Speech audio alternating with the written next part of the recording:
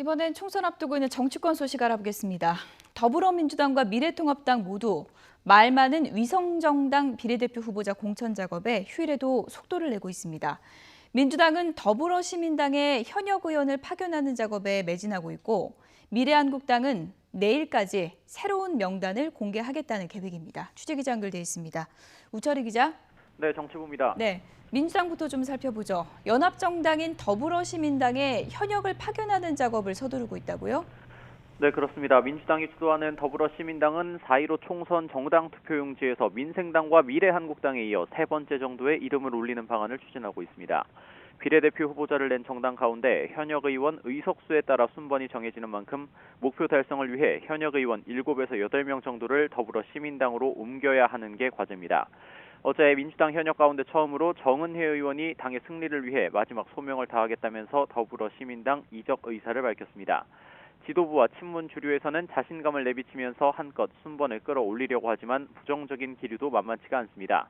한 친문 핵심 의원은 YTN과의 통화에서 현역은 갈 수 있을 만큼만 가면 된다면서 당 지지자를 믿고 하는 프로젝트인 만큼 순번이 투표용지 제일 뒤에만 있지 않으면 된다고 말했습니다. 반면 한 불출마 의원은 아무리 선당 후사를 강조해도 총알바지가 될 의원이 있겠냐면서 비례정당을 만들자고 주장했던 사람들이 앞장서라고 노골적인 불만을 드러내기도 했습니다. 이런 가운데 더불어시민당은 어제 공천관리위원회를 꾸리고 함께 참여하는 소수 정당들로부터 받은 후보자 심사에 이어 오늘까지 자체적으로 후보자를 공모합니다. 이어 민주당에서 선출한 비례대표 후보까지 포함해 최종 후보 명단을 발표할 방침인데 회의가 길어질 경우 일정은 다소 유동적일 수 있습니다. 민주당 윤호중 사무총장도 지역구 공천이 끝난 만큼 오늘 오후에 관련 기자간담회를 열 예정이지만 질의는 비례대표에 집중될 전망입니다. 이와 함께 손혜원 의원과 정봉주 전 의원이 주도하는 열린민주당 역시 조금 전 기자회견을 열어 오늘부터 이틀간 경선을 통해 비례대표 후보 순번을 정한다고 밝혔습니다.